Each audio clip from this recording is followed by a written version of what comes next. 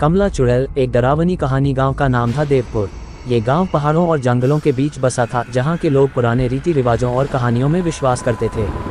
उनमें से एक थी कमला चुड़ैल की कहानी, जो गांव में पीढ़ी दर पीढ़ी सुनाई जाती थी। लोग कहते थे कि रात के समय जंगल की ओर जाना खतरनाक है, क्योंकि कमला चुड़ैल वहां भटकती रहती है और जो भी उसकी हंसी सुनता है वह कभी वापस नहीं आता। कमला की कहानी बहुत पुरानी है। बहुत समय पहले कमला नाम की एक युवती इसी गाँव में रहती थी। वह बहुत सुंदर और भोली थी। उसके माता पिता नहीं थे और वह अपने चाचा चाची के साथ रहती थी। चाचा चाची उससे बहुत काम करवाते थे और उसे कभी प्यार से नहीं रखते थे। गांव के लोगों का मानना था कि कमला के साथ उनके व्यवहार का कारण उसकी सुंदरता और मासूमियत थी, जिसे देखकर वे ईर्ष्या करते थे। एक दिन गांव में एक जवान आदमी आया जिसका नाम राजू था। वह एक व्यापारी था और व्यापार के सिलसिले में देवपुर आया था। राजू ने पहली बार कमला को देखा और उसकी सुंदरता पर मोहित हो गया। वह उससे मिलने की कोशिश करने लगा और धीरे धीरे उनके बीच प्रेम का बीज अंकुरित हो गया।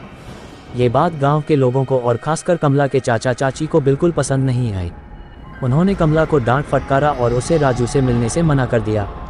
कमला और राजू ने मिलकर भागने का फैसला किया। एक रात जब चाचा चाची सो रहे थे, कमला ने घर से निकलने की तैयारी की। राजू ने उसे जंगल के किनारे पर मिलने का वादा किया था। कमला चुपचाप घर से निकली और जंगल की ओर बढ़ने लगी, पर उसकी किस्मत शायद इतनी अच्छी नहीं थी।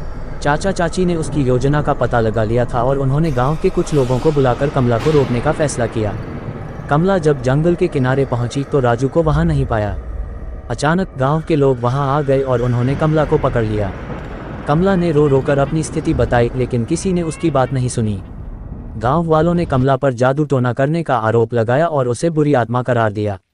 उन्होंने उसे उसी जंगल में छोड़ दिया और उसे भयानक मौत दे दी। कमला की आत्मा उन पेड़ों के बीच बस गई जहां उसे मारा गया था। गांव वालों का कहना था कि उसकी आत्मा ने चुड़ैल का रूप धारण कर लिया था और वह उन लोगों से बदला लेने के लिए भटकती रहती थी जिन्होंने उसकी हत्या की थी।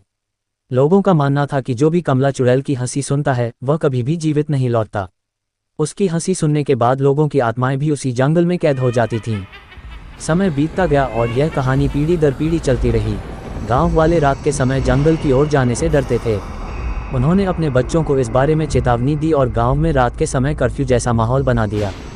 कई साल बाद एक नया परिवार गांव में आया। वे शहरी लोग थे और उन्हें इस गांव की कहानियों पर विश्वास नहीं था। उस परिवार में एक जवान लड़की थी जिसका नाम था मीनाक्षी। मीनाक्षी एक निडर और जिज्ञासु लड़की थी। उसे इस चुड़ैल की कहानी में दिलचस्पी हो गई और उसने तय किया कि वह सच का पता लगाएगी। मीनाक्षी ने अपने दोस्तों को मनाया और उन्हें जंगल में जाने के लिए तैयार किया। एक रात उन्होंने चुपके से घर से निकलने की योजना बनाई और जंगल की ओर बढ़ गए। वे सभी इस रोमांचक यात्रा के लिए उत्साहित थे, लेकिन उनके दिल में थोड़ा डर भी था। जैसे जैसे वे जंगल में आगे बढ़े, उन्हें एक अजीब सी ठंडक महसूस होने लगी। अचानक उन्हें किसी की हंसी सुनाई दी। वह हंसी बहुत भयानक और डरावनी थी। मीनाक्षी और उसके दोस्तों का दिल डर से धड़कने लगा, लेकिन वे आगे बढ़ते रहे। अचानक उनके सामने एक सफ़ेद साड़ी में लिपटी हुई और बिखरे बालों वाली औरत खड़ी हो गई। वह और कोई नहीं बल्कि कमला चुड़ैल थी। उसकी आंखों में नफरत और दर्द का सागर था। मीनाक्षी और उसके दोस्त डर के मारे कांपने लगे। उन्होंने अपनी जान बचाने के लिए भागने की कोशिश की, लेकिन कमला चुड़ैल ने उन्हें पकड़ लिया। कमला ने मीनाक्षी को देखा और उसके चेहरे पर एक अजीब सी मुस्कान आई। उसने मीनाक्षी के दोस्तों को छोड़ दिया और कहा, तुम जाओ और सबको बताओ कि यहाँ क्या हुआ। दोस्तों ने डर के मारे मीनाक्षी को वहीं छोड़कर भागने की कोशिश की, लेकिन कमला ने उन्हें भी अपने कब्जे में ले लिया। अगले दिन गांव के लोग मीनाक्षी और उसके दोस्तों को ढूंढने के लिए जंगल में गए। उन्हें वहां केवल उनकी जली हुई हड्डियां मिलीं। गांव वाले समझ गए कि यह कमला चुड़ैल का ही काम था। उन्होंने उस दिन से फिर कभी जंगल की ओर जाने की हिम्मत नहीं की। कमला चुड़ैल की कहानी फिर से गांव में चर्चा का विषय बन गई और लोग और भी डरने लगे। इस घटना के बाद गाँव के लोग और सावधान हो गए। उन्होंने जंगल के चारों ओर एक बाड़ बना दी और रात के समय वहाँ जाने की सख्त मनाही कर दी। कमला चुड़ैल की कहानी अब एक दंत कथा बन गई, लेकिन गांव के लोगों के लिए वह सच थी। वे जानते थे कि कमला चुड़ैल अभी भी उस जंगल में भटक रही है, अपने अगले शिकार की तलाश में। इस कहानी से यह संदेश मिलता है कि किसी के साथ अन्याय करने का परिणाम कभी न कभी सामने आता है। कमला के साथ जो हुआ वह उसके साथ हुए अत्याचार का परिणाम था और उसकी आत्मा उन लोगों से बदला लेने के लिए भटकती रही।